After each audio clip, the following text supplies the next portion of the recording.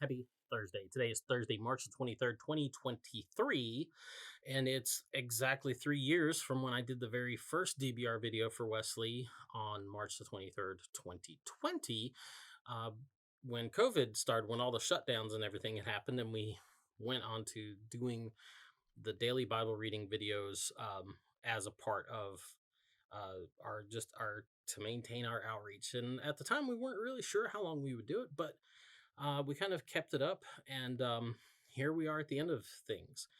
Because we had started kind of around the fifth week of Lent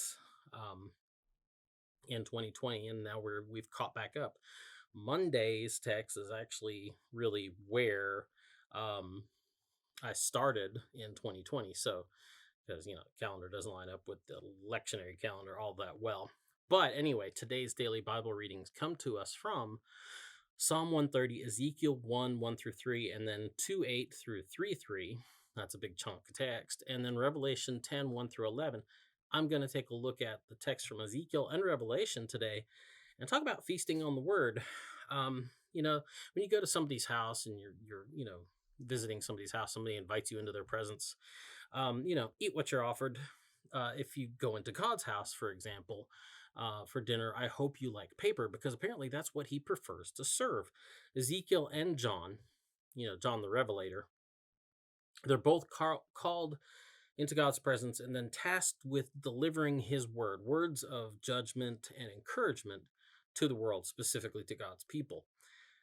That word, however, is delivered to them in the form of scrolls. In Ezekiel, he's told, take this scroll.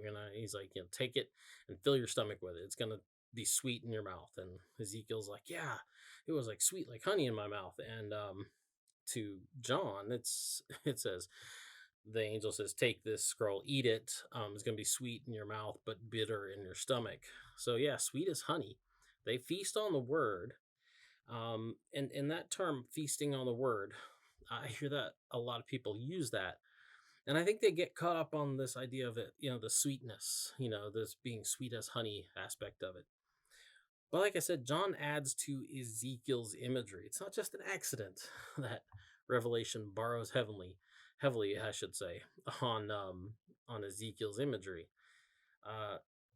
John adds to it, saying that while that God's words of judgment were sweet as honey in his mouth, they were bitter in his stomach. So we like to talk about feasting on the word. We like to get caught up in this idea of it being sweet as honey.